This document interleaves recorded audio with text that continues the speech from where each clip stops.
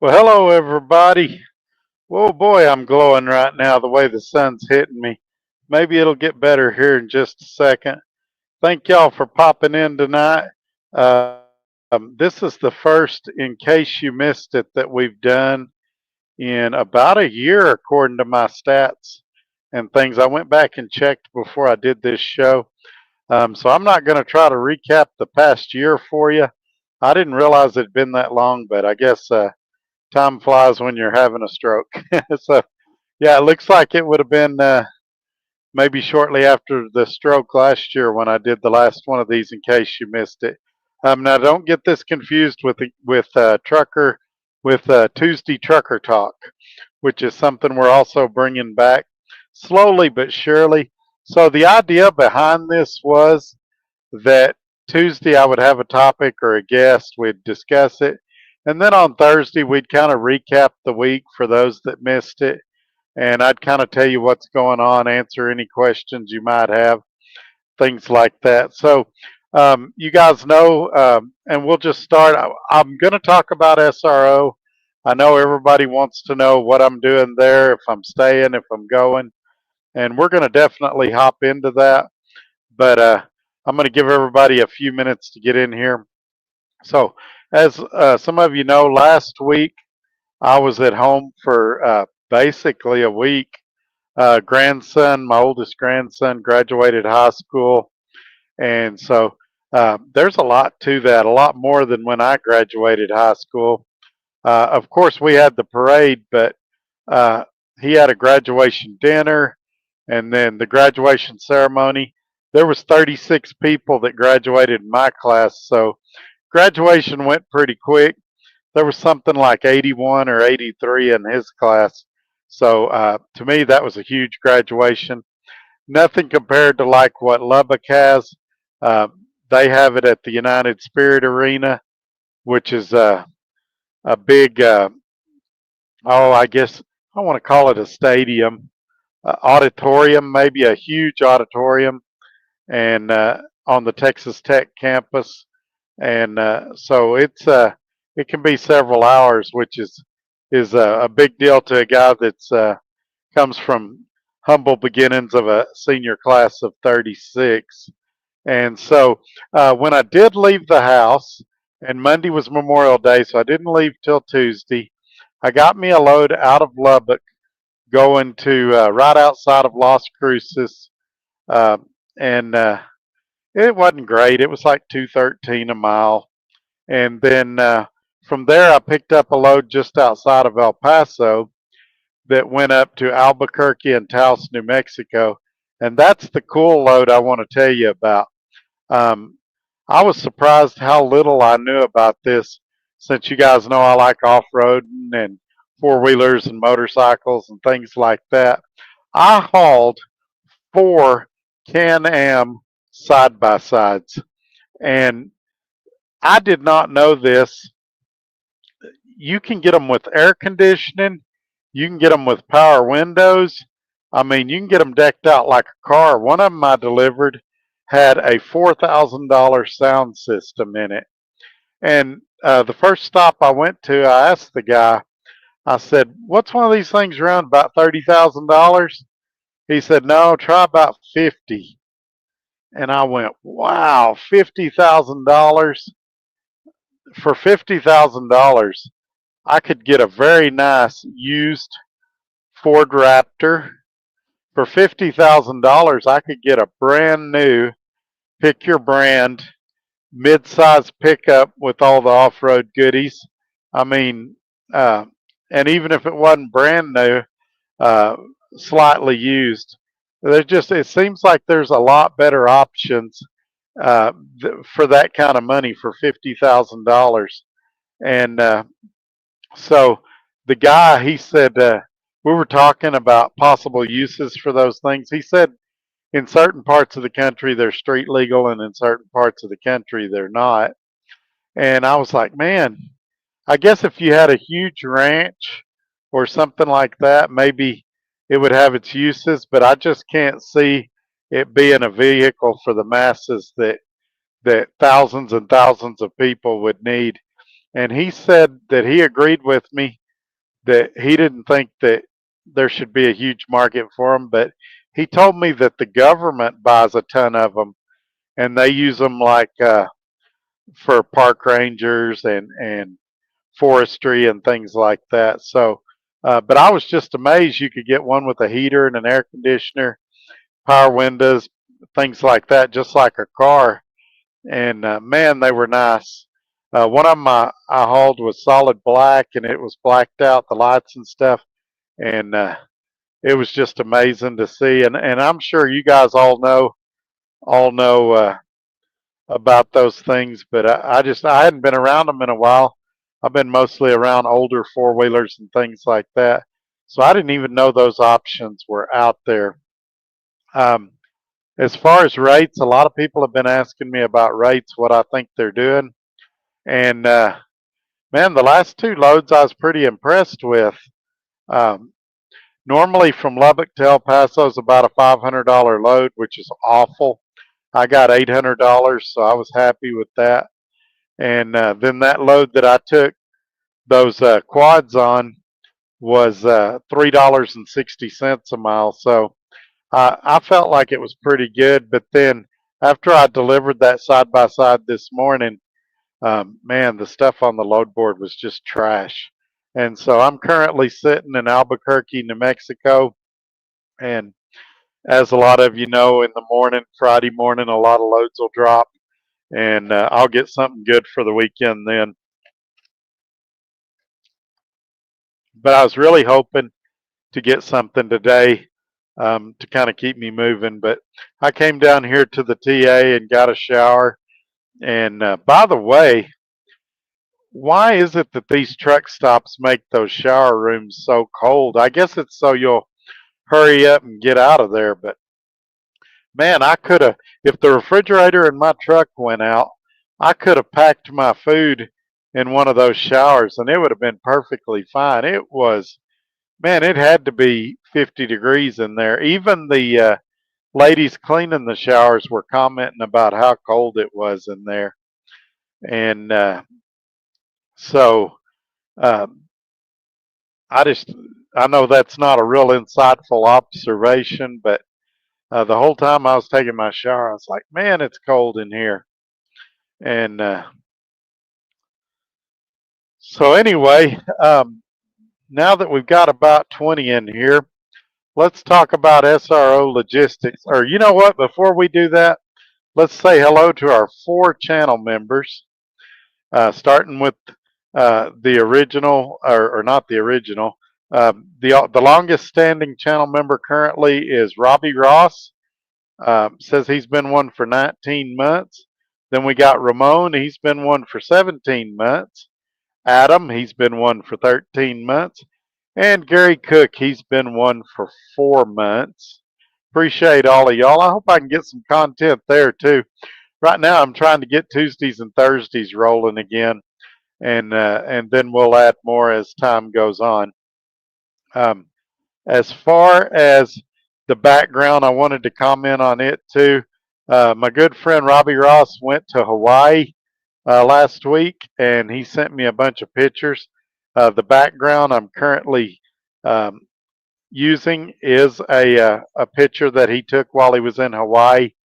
I got his permission to use the scenery pictures that he sent me, and so that I'll be airing those over the next few videos, letting you see those.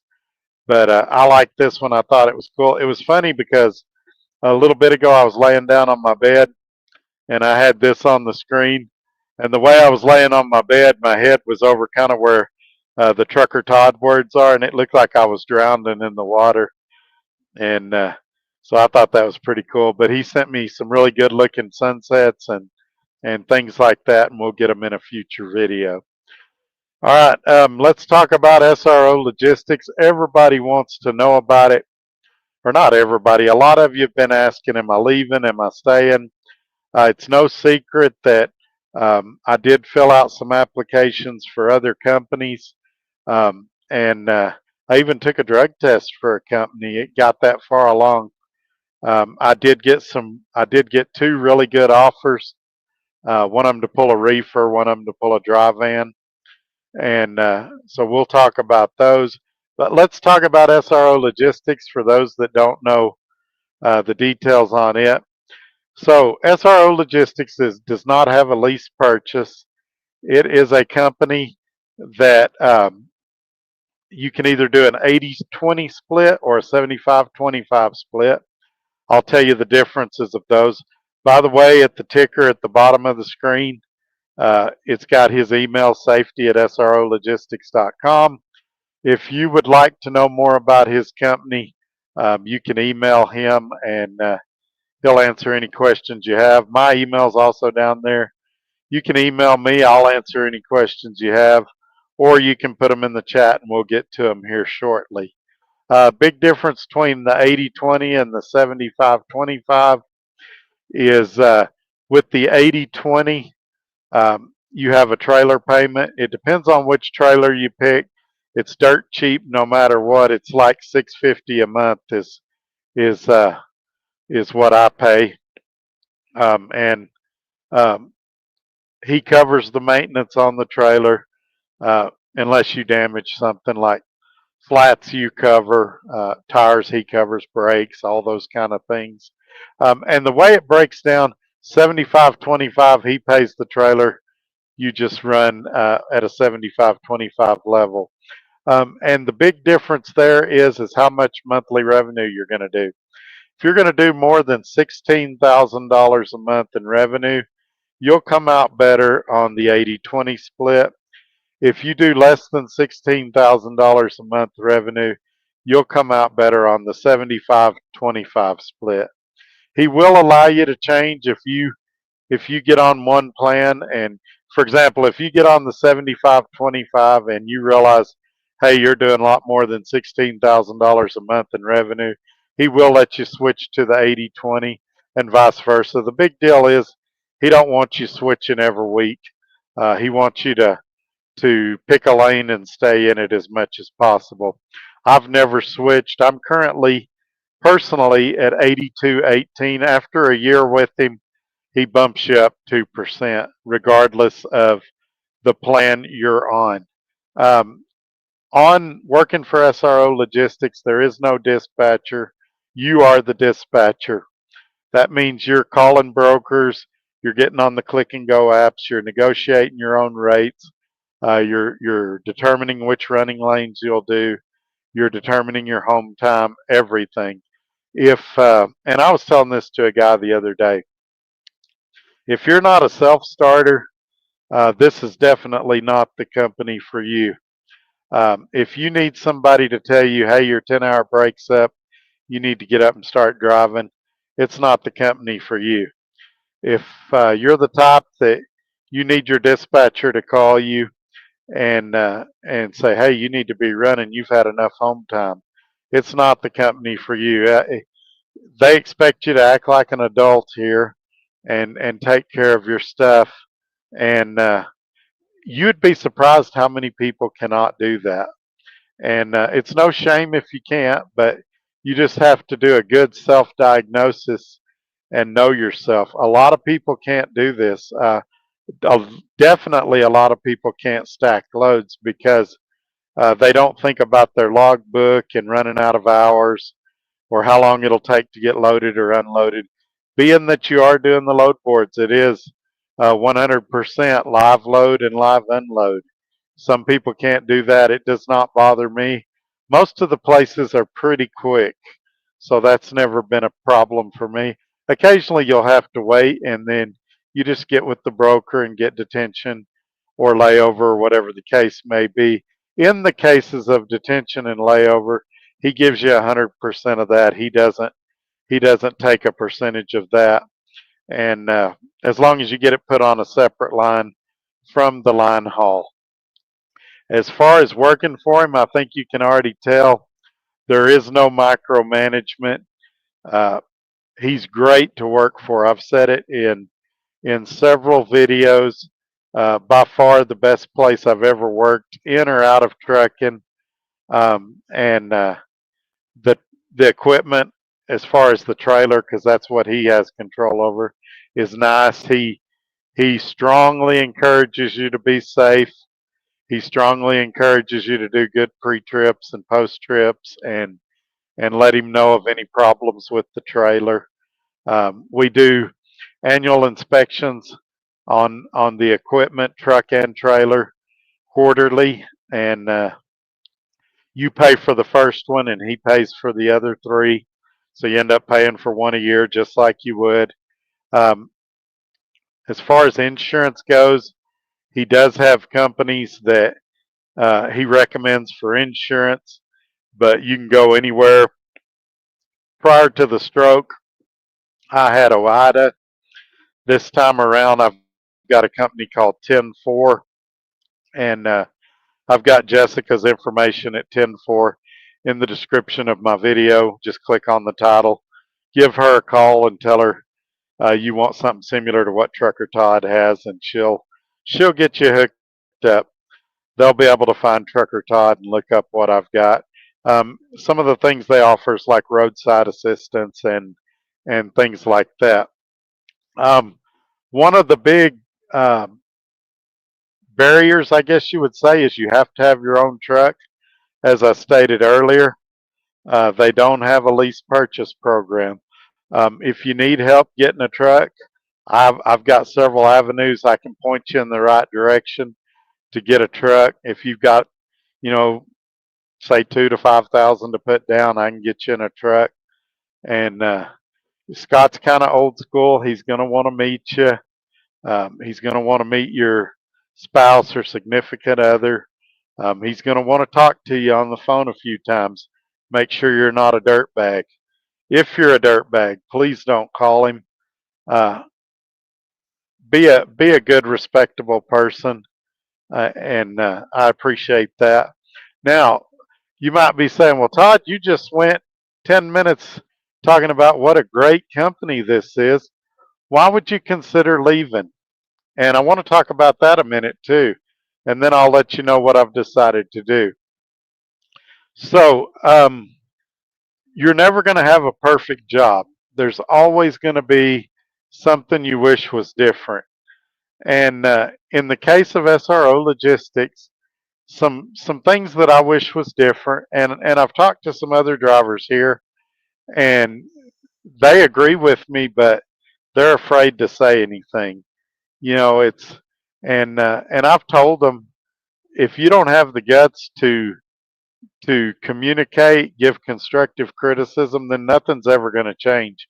If I'm the only one saying that I have concerns or that I have things I'd like to see change, then nothing's ever going to change.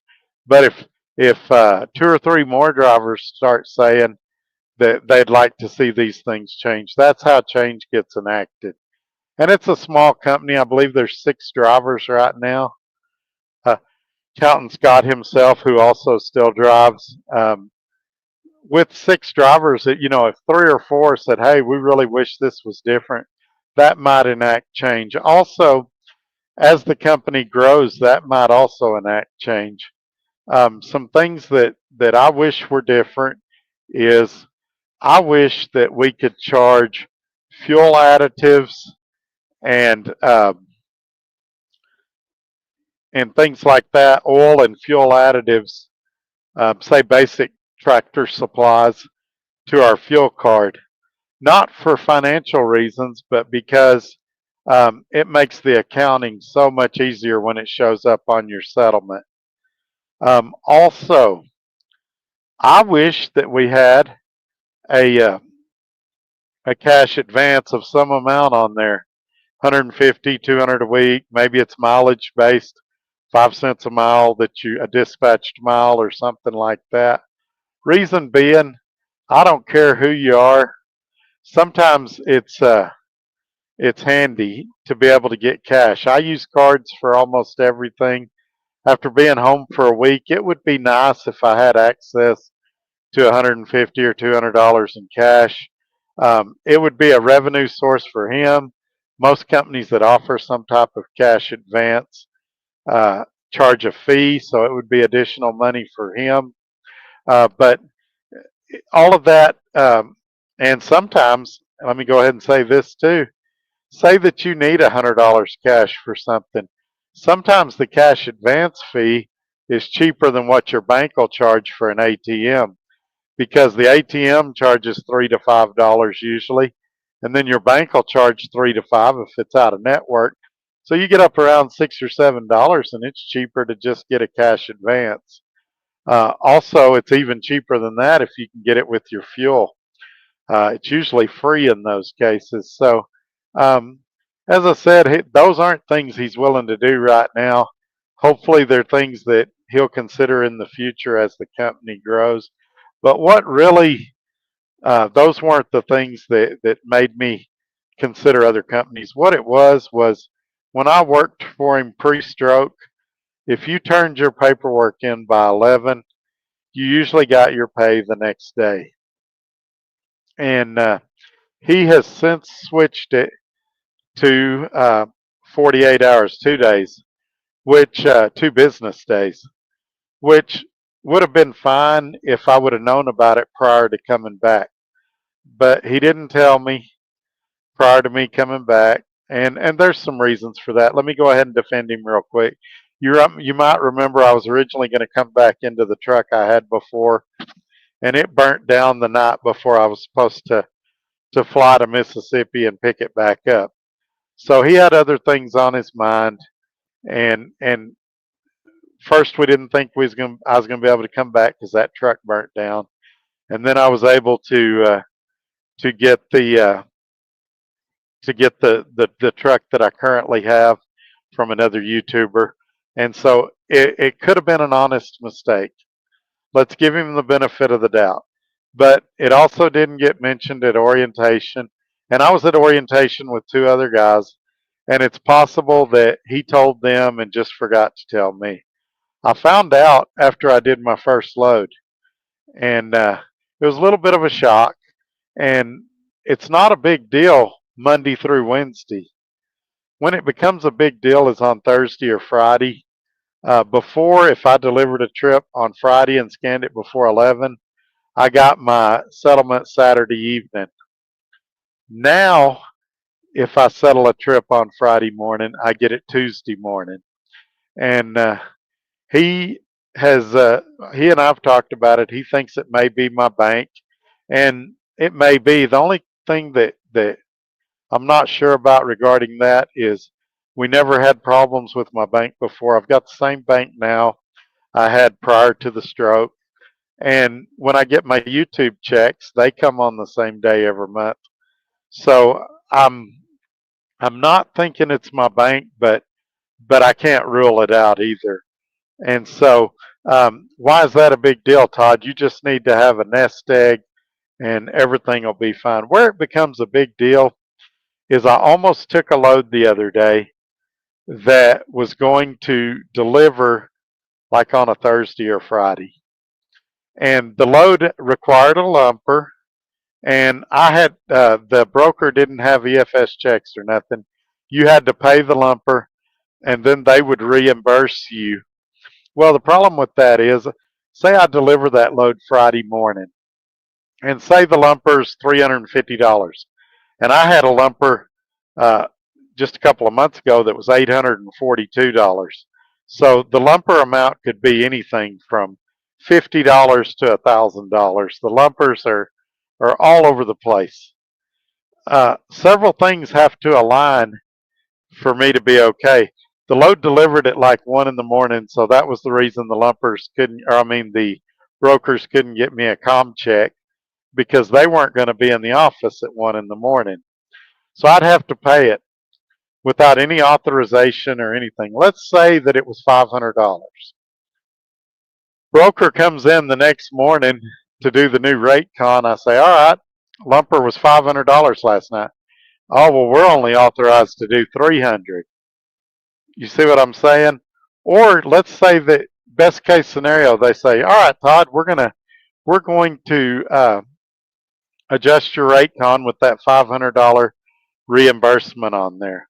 Well, if they put it on the same line as the line haul, then Scott gets 18% of it. If they put it on the second line, on a second line, a separate line, then then I get the 100% of it back. But being Friday, when am I going to get that money? That $500, along with the pay for that load, is going to be held up till Tuesday morning the next week. And that's if the broker gives me no problems whatsoever about the lumper amount. Um, Now, let's say that over that weekend, I have some flat tires or I have mechanical problems. Do you see what I'm saying? By the time I get that money on Tuesday, there's a chance that I could have incurred a lot of expenses. Whereas if I'd have got the money the next day, it'd be a lot easier to deal with those things. Now, I had a guy tell me, "Well, Todd, if you had $10,000 in the bank, none of this would be an issue." And I said, "Well, how'd you come up with the number $10,000?" He said, "Well, that just sounded like a good number." And I told him, I said, "You know, at one point I had $26,000 in the bank, and it got whittled away on repairs and stuff. It There's not a set number where you're safe and you can go, you know, an indefinite amount of time without getting revenue, or a unpredetermined amount of time." And my biggest proof of that is, look at companies. These trucking companies, they factor their loads. They give up 2 or 3% so they can get their money quickly. Presumably they've got money in the bank. Why don't they wait 30, 60, or 90 days for the broker to pay them instead of factoring their loads? Well, it's because they need the revenue coming in too. And so typically the people that tell me things like that are people that's never done it. It's similar to me coming in Monday morning and telling uh, Patrick Mahomes what he did wrong on Sunday. I've never been an NFL quarterback, but I seem to have all the answers after the game is over. And I've seen a lot of that, and it's fine. I get it. Their heart's in the right place. They're trying to help. They have good intentions, but um, yeah. So that brings me to where I'm at now. What have I decided about SRO logistics? At this point in time, I've decided to stay right where I'm at. As I mentioned earlier in the video, this is the best place I've ever worked. It's far from perfect. Uh, Not far from perfect. I would give it an A, maybe an A minus. I mean, it's very, very, very good, and that's saying something in trucking. But even still, it's not going to change if I leave. And the odds of me going to a place that are even better than this is extremely unlikely. The odds of me going to a place that would micromanage me more is extremely likely. The odds of me um, having the freedom that I have now somewhere else is extremely unlikely. So while I don't like some of the things here, and I doubt they're going to change in the near future, I'm optimistic that at some point he and I can have a productive conversation, and maybe some of these things could change over time as as the company grows, as the market changes, things like that. So for now, I'm staying here, and if I get a golden opportunity, I may take it. But right now, if it ain't broke, don't fix it. And the good definitely outweighs the bad. So for the foreseeable future, I'm staying right here. I've got a good friend of mine that wants to remain anonymous that will probably be coming over here in mid-July. And so that's going to be good as well. But let's get into some of your comments. I've been yabbering for about 30 minutes now. And so let's see who was here first today.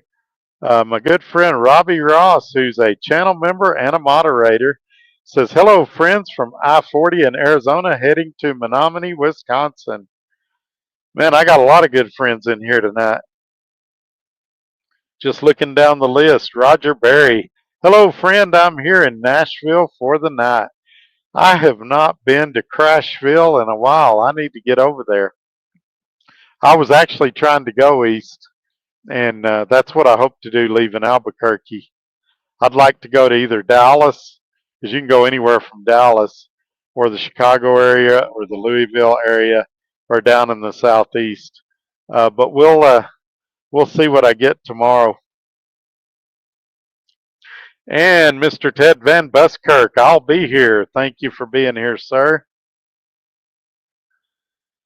Skyline says I'll be watching in case I missed it.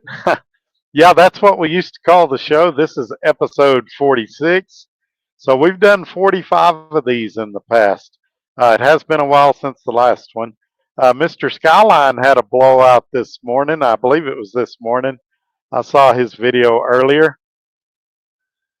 And Mr. Racing Ray, my uncle, is here, moderator. Says, hey, y'all. And Roger Berry says, hey, Racing Ray, how you doing, man?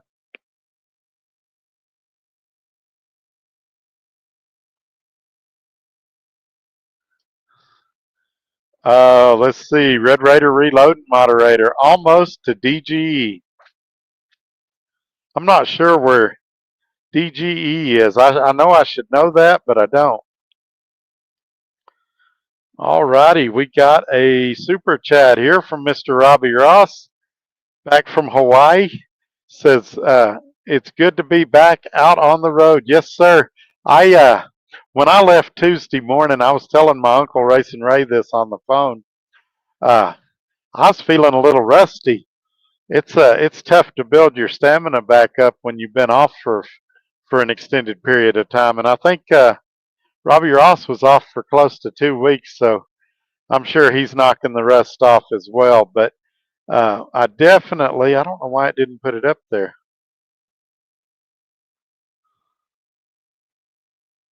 Well, let me get down here.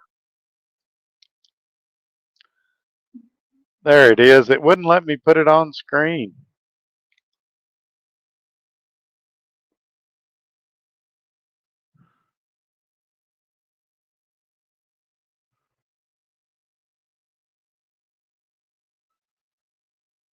All righty. Then we got Mark Ely here. He says, what's up, everyone? Good to see you again, my friend.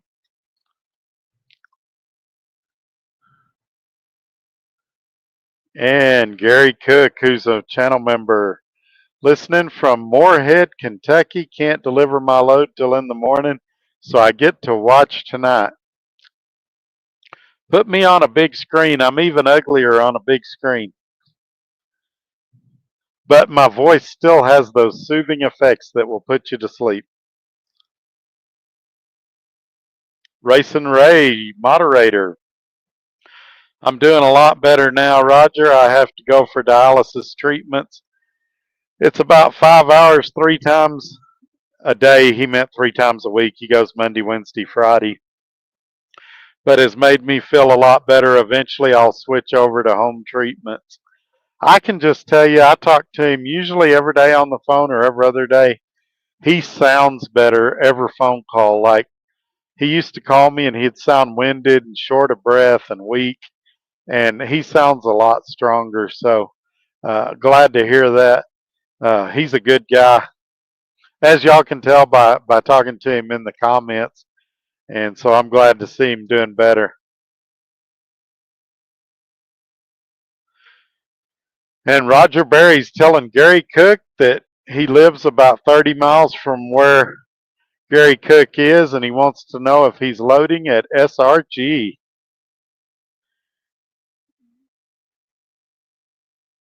Well, hang on a second. There it goes. Gary Cook, who's a channel member, says, I'm delivering at the Family Dollar DC. Roger Berry said he never liked that place. Some of the Family Dollars are okay. There's one I've delivered to in Longview. They're pretty good. The one in either Midland or Odessa, wherever it's at, it's pretty good. but some of them are pretty bad too. And Gary Cook, channel member, says he agrees with Roger Berry. He does not like that location of Dollar General. Then Roger Berry tells Gary Cook there's an excellent barbecue place right south of the interstate, about 4 miles on the left. Excellent food. That sounds so good right now, some barbecue. And I think there's a Rudy's or a Dickie's or something that's over here close to this TA, but I won't be going there tonight. Ted Van Buskirk says, "Hello, sir. Glad to see you. Hope all is well." Yes, sir. I was just thinking about you earlier today. I need to give you a call sometime and see how you're doing. Mark says he got 840 Albuquerque to El Paso. He's in El Paso now, loading to Ohio. Got 236 out. Yeah, that's great. So you did what I would like to get now. I would like to get an Albuquerque to El Paso. Mine was El Paso to Albuquerque and Taos, New Mexico.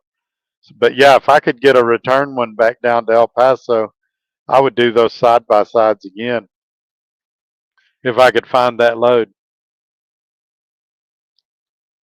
What's funny though? Let me get back to his comment a second. Mark, you and I probably crossed each other on I-25. Gary Cook, channel member. I have food in the truck, so eat out of the truck. Yeah, that's what I've been doing a whole lot lately. Prior to coming on the show, I had a couple of sandwiches and some chips and salsa. This morning I had cereal, and so yeah, it's a lot more cost effective to eat out of the truck. But sometimes you just want a hot meal, and you want to be around people. And like I'm on the phone all day long, so I get to talk to a lot of people, but it's also good to be in the presence of people sometimes. And channel member Gary Cook says it looks like New York City. It kind of does, doesn't it? Looks like I'm out on Staten Island. I'm not sure which island, or I mean, which city this is. I don't know exactly where he went in Hawaii. He told me, but I don't remember. But if he's in here, maybe he'll tell you what city in Hawaii that is. He sent me some amazing sunsets, though. I've just got to upload them into my laptop before I can put them on here. And Roger Berry to Gary Cook says, so do I, but usually I have a cheat day once a week. I haven't been there in a while. Talking about eating out. Yeah, I think the way these truck stops are going, that a lot more people are eating on their truck than probably ever before. We're all sick of fast food or the pre-made meals that the truck stops have.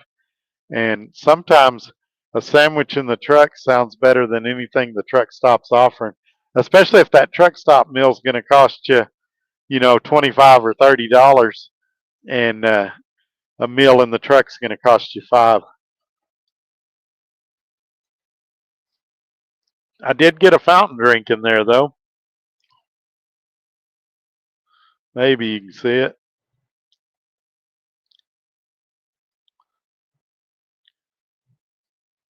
Shang Lee says KIK Corp in Salem, Virginia is the worst. Checked in at 11:30, now 19:21. Hasn't docked yet. Do you get detention pay after a couple hours or whatever? I would encourage all of you that are on the load boards, make sure your rate con gives the terms and conditions for detention, for layover, things like that.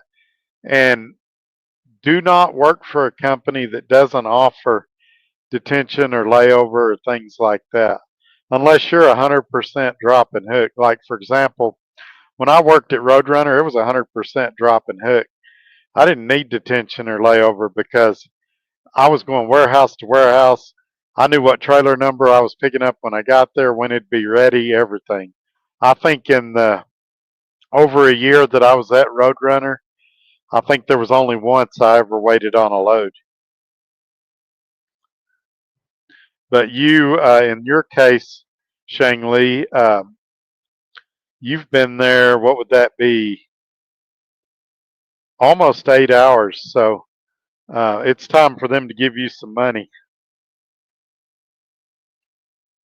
Skyline says no micromanage. I like that. Yeah, it. I never get a phone call. Why are you going that way? Um, where are you planning on stopping? Why ain't you running?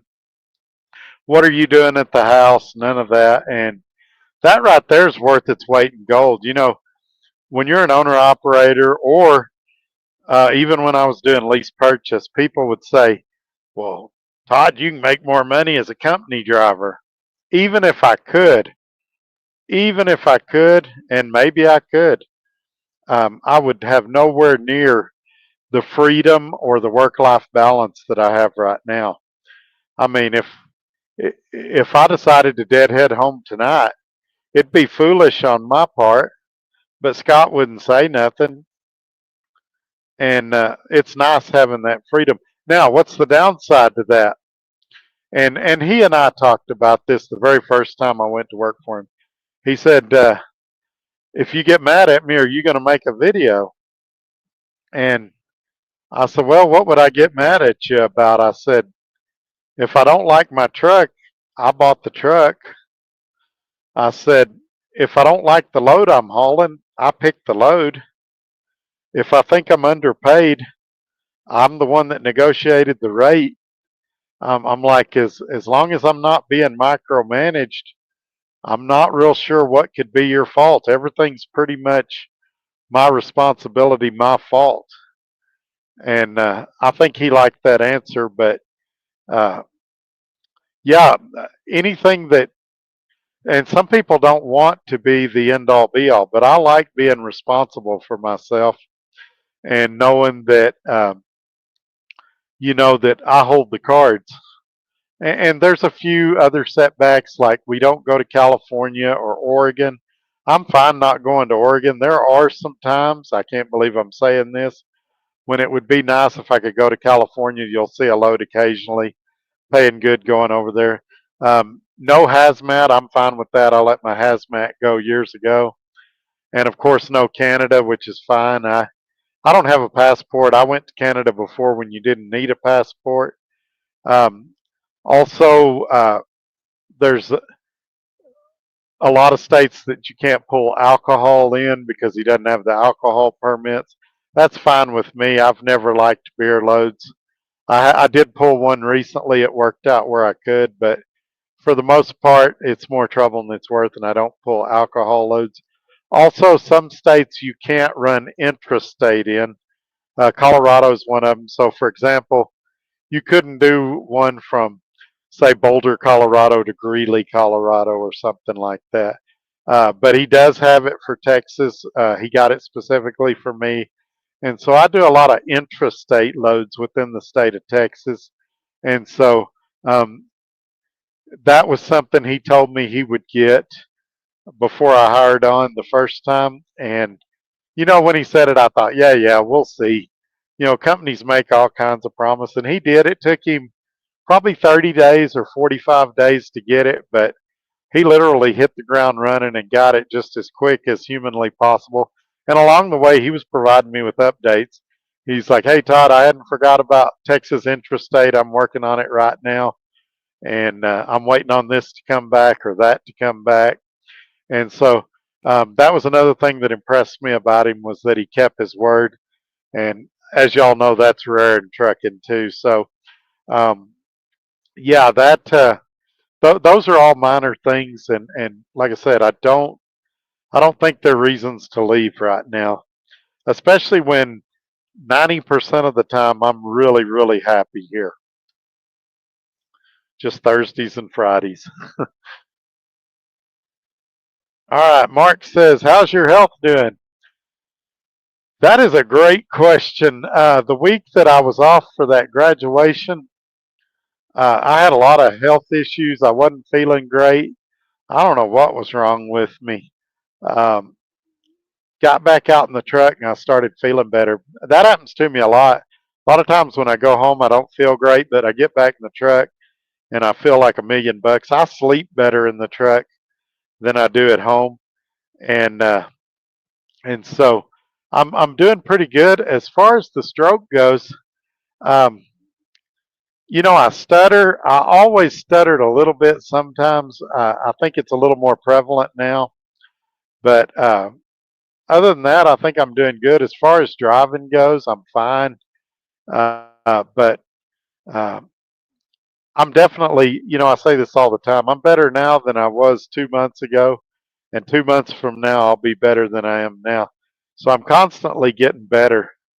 Um, I do think I made a wise decision going to B and Z prior to coming back to SRO. I needed a couple of weeks in a truck where I didn't have all the responsibility, where somebody was dispatching me, and to kind of test myself, see where I was at.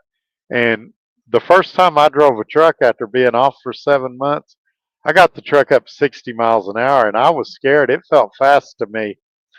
And so that week, those weeks that I was at B and Z, that really let me get my feet wet and see if I was ready to do this again. And it kind of built my confidence. And then when I got back over here, I was already familiar with the system. The only thing I didn't remember was how he liked us to build trips, and he took about 3 or 4 minutes and answered all my questions during orientation, and did it for the other guys at the same time.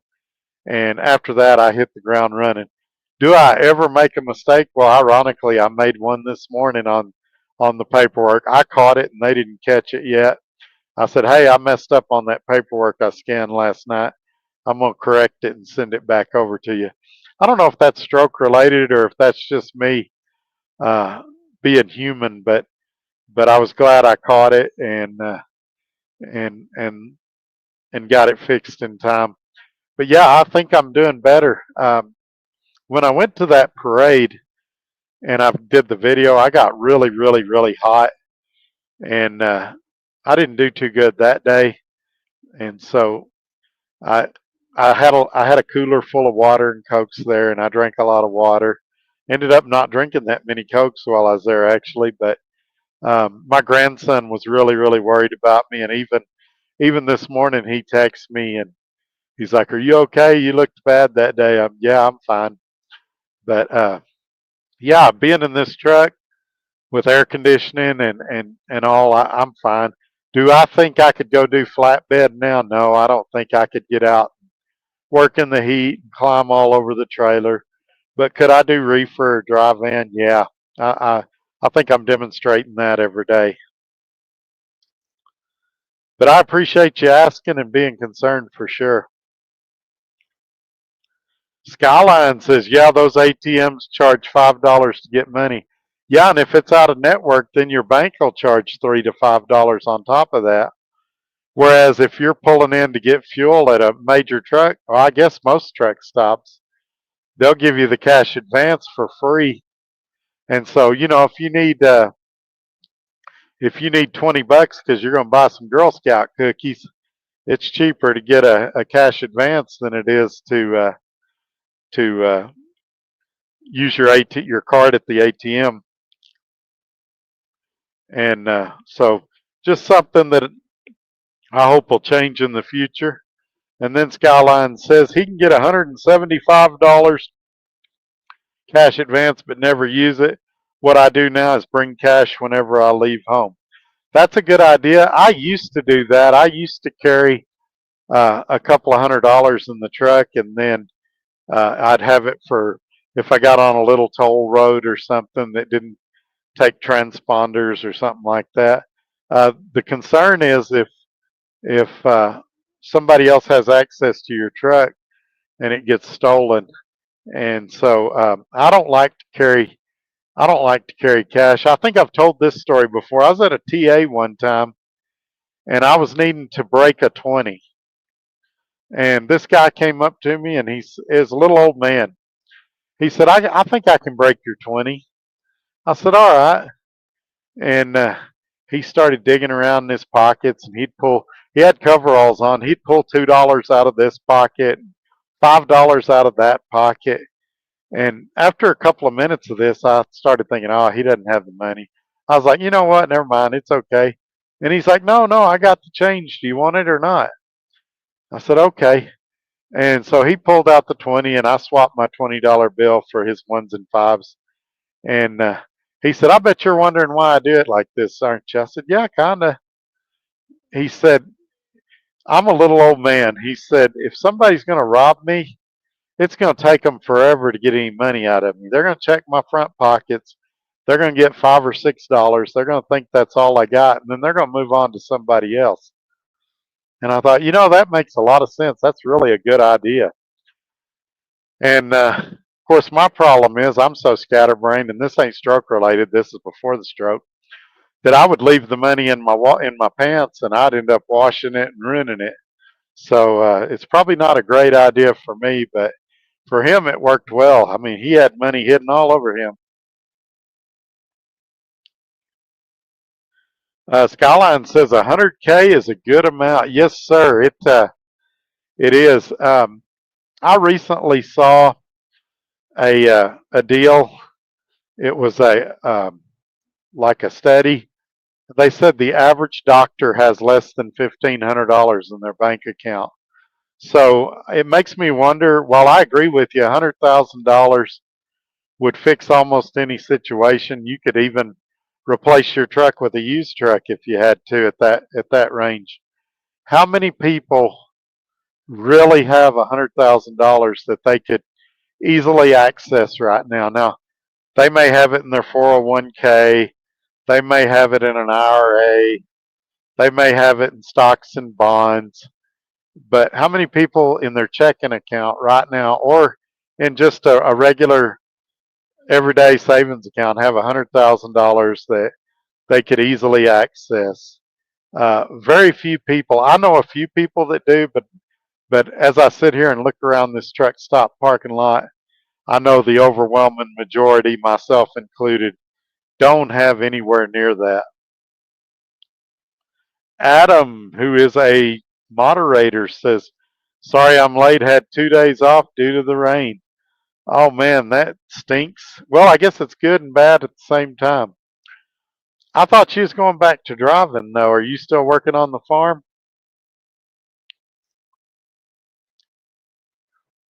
And Hillbilly Truckin' says, hello, Todd. Hope all is well. Yes, sir. Thank you for being here. I talked to a real nice guy yesterday on the phone, and he had been driving a truck for a lot of years and was looking for, lived in South Carolina, looking for a company to do his very first lease purchase. And he was asking me what I thought about it. And I said, well, right now I don't really recommend a lease purchase anywhere. But I said, if you absolutely have to do one, I would try Christensen in Springfield, Missouri, or maybe Advanced Trucking out of Indianapolis, or maybe Crete. But Crete's an actual purchase and not a lease purchase. And I said, I believe that Christensen has inward-facing cameras now, and y'all know how I feel about those. And I said, I'm really not up on that since I bought a truck, but he's going to talk to those companies that I mentioned, and then he said if he didn't like what they had to say, he'd call me back and we'd discuss it further. But there's just, you know, all of these companies. I might get on here and say SRO is the best place I ever worked. It may be for me, but it might not be for you. Somebody else might come on here and say Swift Transportation is the best company to work for. For them, it may be, it might not be for somebody else. So it's it's a lot like finding a girl or finding a wife. My dad used to say, "You don't have to live with them," and what he meant by that was that girl may seem irritating. She might seem like the last girl on earth that you'd want to live with or be married to, but for somebody, she's just right. And trucking's the same way. You might look at somebody. Oh, by the way, Super Ego sent me a text message right before the show, and I want to read it to you. Super Ego, who I believe has now replaced Western Express and CR Robinson or CR England as the worst trucking company, sent me a deal. Let me read you Super Ego's deal real quick, and then we'll get back into your comments. Tell me if this sounds like something you guys would be interested in. Super Ego Holden Lease Purchase Program. CDLA drivers. Zero down payment. 75% of the load. No forced dispatch. Walk away lease. Choose your own home time. 6 months OTR experience required. To apply, send your CDL front and back, medical card, short and long form. I got card and short mixed together. Screenshot of your clearinghouse and the last 4 digits of your social. So they're too cheap to even pull your clearinghouse. They want you to send them a copy of it. I noticed they don't mention in there adjusting your logs as a benefit, or that your pay will drop drastically after the first 6 weeks. But I thought it was funny. After all the crap I've talked about them, I was real surprised that they would send me a text. And I've never worked for them, but I don't have to work at a place to know if it's good or bad. Robbie Ross, channel member and moderator. Actually, 3 weeks off, recovered from surgery.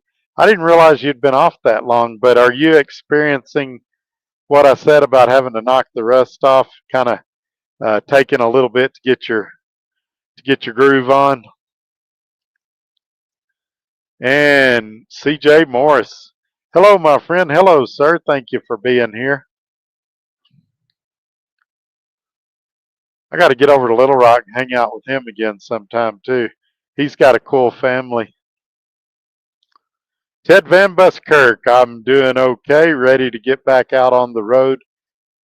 This stuff is not enough anymore. Yeah, so Ted's doing kind of a local thing right now, and he's hearing the call of the wild, wanting to get back out on the road, and hoping he can do it before too long. I would like to see the market get a little better before he does it, but um, he may be coming in at the perfect time. We're seeing signs that it's starting to get better, and that's when you want to come back, right before it gets better. If you come back after it's better, then truck prices go up, and it's not as good as right now, the deals you can get right now. Financing gets harder to get, things like that. And Steve says, Fly Rabbit says he's doing great at Swift and they're going to upgrade the load board soon. So I talked to Fly Rabbit, I think it was yesterday or the day before. So yeah, he does seem happy over there, but in fairness, he's still in the honeymoon period. Every company seems great the first few weeks. He needs to stay there a little longer and see how it does. As far as the load board, for those that remember, and this was over 2 years ago now, I was a beta tester for that load board for Swift. And they were saying the same thing over 2 years ago, that it's supposed to get better in August. It's supposed to get better in June. And they went through 3 or 4 IT companies trying to get it better. It wasn't that they weren't trying. It's just there's a lot to do there. What people are telling me now that are on it and actually using it is that on a good day there's 60 loads on there. I know that sounds good, but when you've got 10 or 12,000 drivers, that's not very many loads. They're also going to let company drivers on it at some point. I don't know if company drivers are on it yet. And that's going to kill the owner operators when a company driver can pick from the same loads that the owner operators can, because they don't have to worry about the same fixed costs that an owner operator does. Also, they they say it's kind of the leftover loads, the stuff that Swift couldn't cover. It's not the top shelf loads, for example. So um, I do wish him the best over there, but um, let's just give him a couple of months. Not saying anything bad about him, but let's give him a chance to be in different circumstances, different scenarios, and see how that load board plays out. He is talking about team driving, and I think that'll help him a lot financially. He's in a perfect situation for that. He's got a truck with a super cheap payment, and so it should be real easy for him to make just a ton of money. I think he only owes about 12 months on his truck, and so he'll be able to pay that truck off and have a good nest egg, and then he can use that truck as a down payment. I mean, as a trade-in, and put some money with it and get a super nice new truck and still not be under a lease purchase. That was my recommendation and advice to him when I talked to him on the phone. But uh, I would say this about anybody going to a company. Uh, when they go there and they talk about how great it is, you got to have some time there. And with Scott, he and I have been dealing with each other for, well, shoot, over a year and a half. We've known each other now. 7 months of that I was out for not being able to drive, medically not being able to drive. But even during that time, we stayed in touch. And the second I could come back here, I did. And so um, I obviously know this company very well, and the decision makers very well, him and his wife. And James has been at Swift 4 times now. Um, so while he's pretty familiar with Swift, um, some of it were short stints, and so it's not the same as a year and a half in touch with the company. But he does have a lot of knowledge, especially training there. And like I said, they've had some changes in leadership. They've had some changes in policy, and he's about to have a big change there. And this is the biggest reason I say wait and see how things go for him. He's about to have their AI camera installed in his truck so he can train.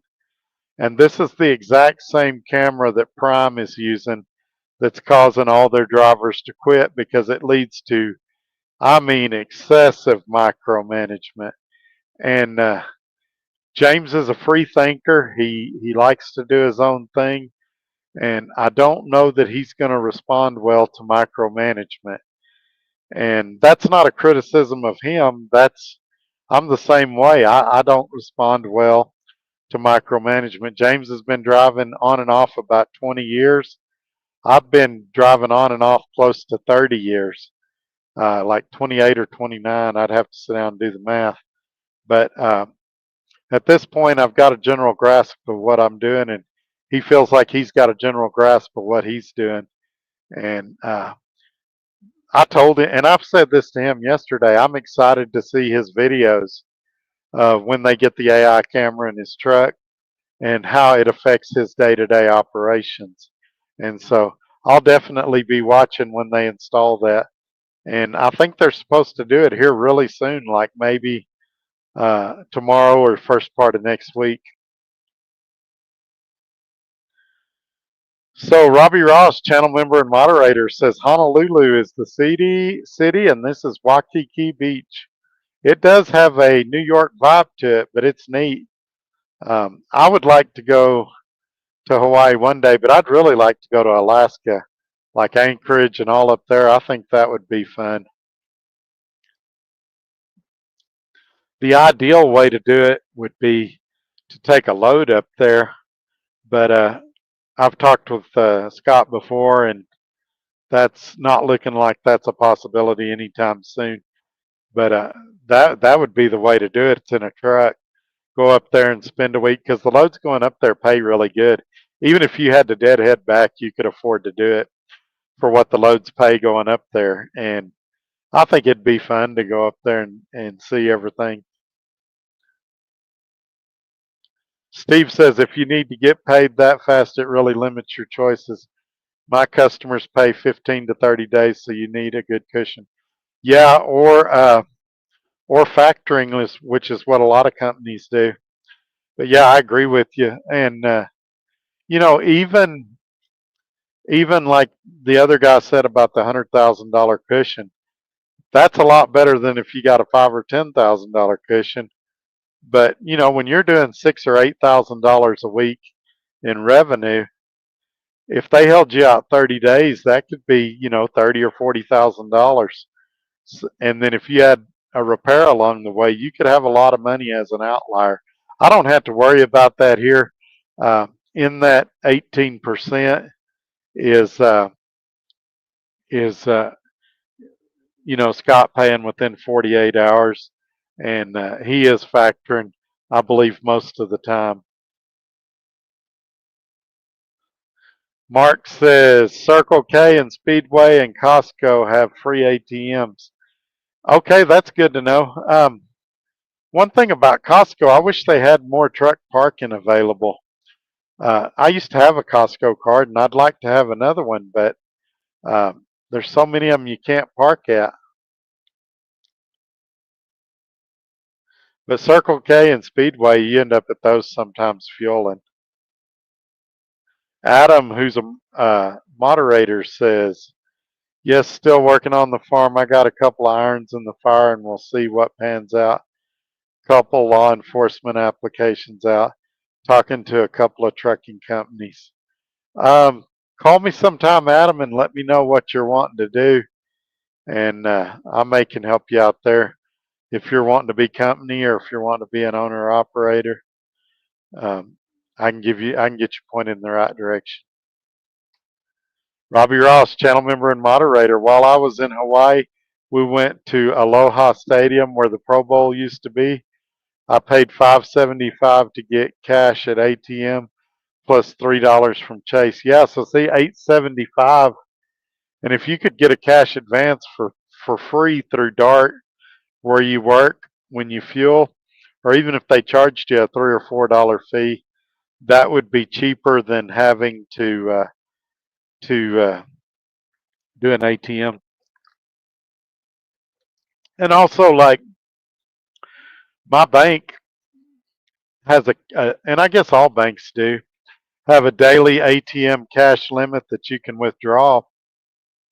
And sometimes you need more than that. I've gone to TA shops where the card reader's down and we only take cash or we only take EFS. And so there are times when you need cash out here on the road. And it'd be nice if you could access it a little easier. And Skyline says, don't forget to hit the like. Be safe out there, guys. I got to go. My phone is dying. I don't have access to my charger right now. All right, man. I'm glad you got that tire fixed. Have a great day, and thank you for hopping in here tonight.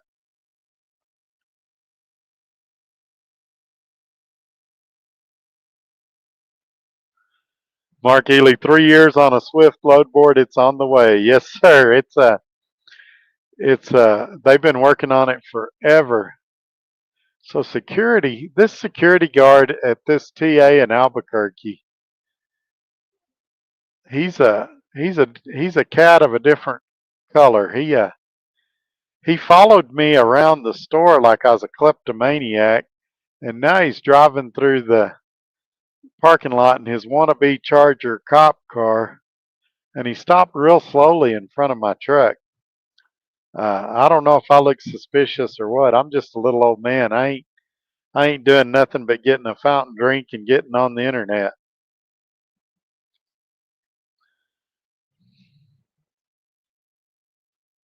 Also, Swift, and let me talk about this for a second too. I'm glad you brought that up, Mark. Swift is talking about going to percentage at some point too. The problem with percentage anywhere, if they don't show you the rate con, you don't know that you're really getting the percent that they say you're getting. A lot of people don't know this either, that Swift currently has a small group of people that are on percentage. I don't know the exact area. I want to say it's up in the Chicago area. Guess what their percentage is? 55%. So I've heard people say that Swift is talking about a percent of 70%. I doubt they're going to do that if they're paying the other guys 55%. I'm thinking it's going to be somewhere in the 60 to 65%. Some of you are going to tell me that's great. That's what Landstar pays. I'm going to tell you it's not enough. Me getting 82%, 60 or 65% is not something I'd even consider.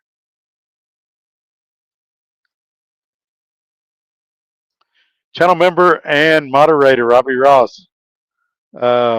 Feel good, did not feel rusty. Then again, I have not had to back. Yeah. Backing's one of those things that some days you're just better than others. This morning, I had to back into kind of a weird dock, and I did really good. I kind of surprised myself. And the guy come out, he's like, wow, you did good. Most people have a hard time. And I was like, yeah, I just got lucky. If I come here tomorrow, I might have to pull up 4 or 5 times. I seem to do better when there's trucks around me that I can use as a point of reference. If I'm the only truck there and I got 10 docks and they say pick one, I have a lot harder time backing in.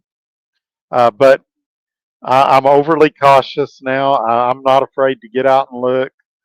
Uh, I'm not afraid to ask somebody to spot me or something like that. And even if they're spotting me, sometimes I'll get out and look because I don't want to hit anything. Okay, we're at that point in the show. It's been a great show so far. You guys have had tons of comments, but we're at the point where we're down to 16 people and nobody's put any additional comments. So I'm talking for a second to give y'all a chance to get some comments out there. While you're here thinking what to type, give this video a thumbs up, share it on your social media platforms, and subscribe to the channel. After you subscribe, click that bell, select all. All of those things are free to do, and then you get a notification 30 minutes before these videos come out. Also, while you're at it, check out truckertodd.net, the website. Email me at todd@truckertodd.net. If you want to know more about SRO Logistics, who we talked about earlier tonight, that's safety at srologistics.com. Safety at srologistics.com. All of that information's in the ticker going across the bottom of your screen. And so check those things out. And hopefully I've talked long enough to give y'all a chance to put some comments out there. Terry B says, just do it with my eyes closed. There you go. There you go. Yeah, back till you hear a crunch or till somebody's screaming. That's the way to do it.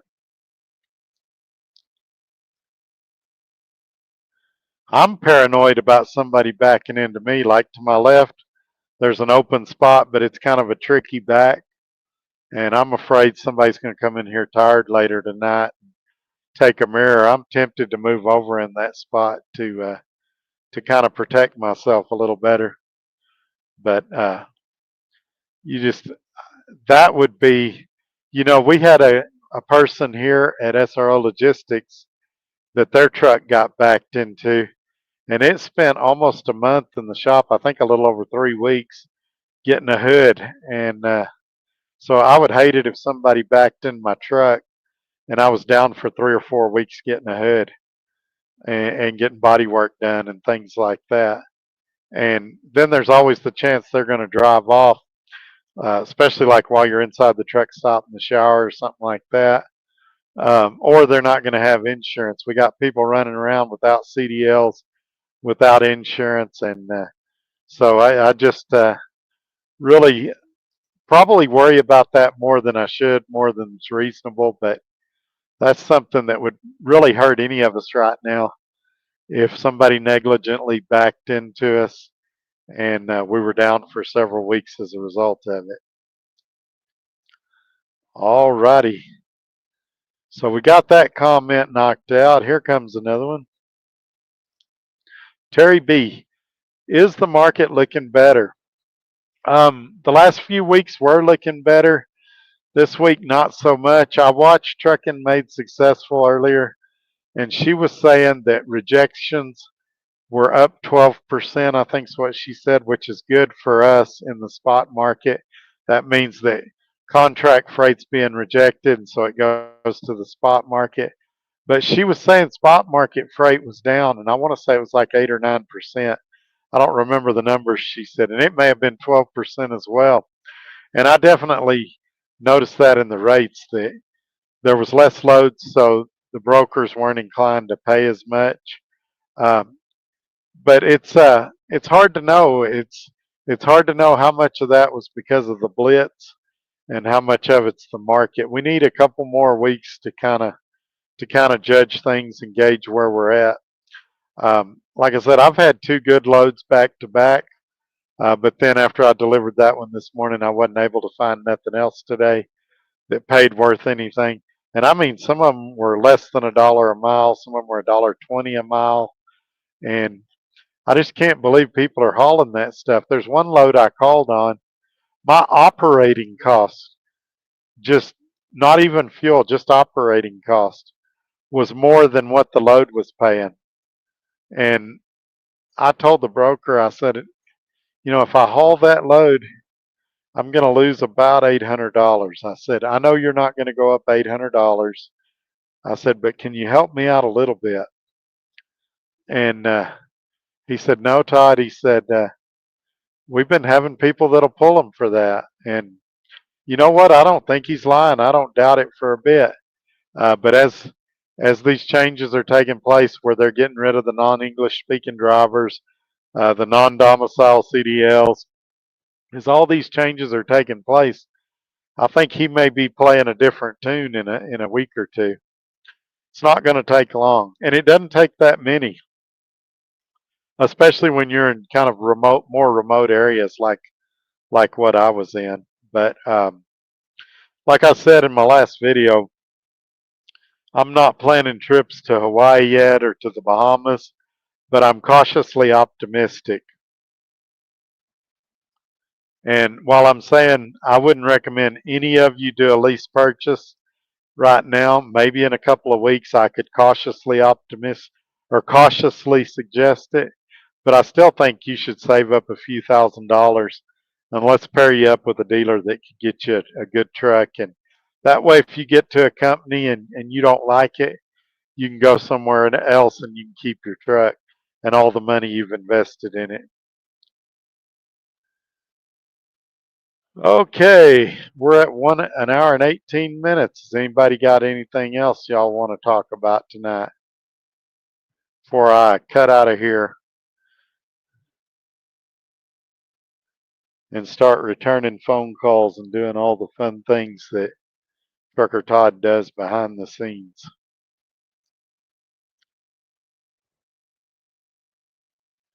All right, I guess that's it. I'm going to cut out of here. You guys and gals, you folks, let me say folks so I don't offend nobody. Have a great night. We'll catch you on the next video. Y'all take care. Bye-bye.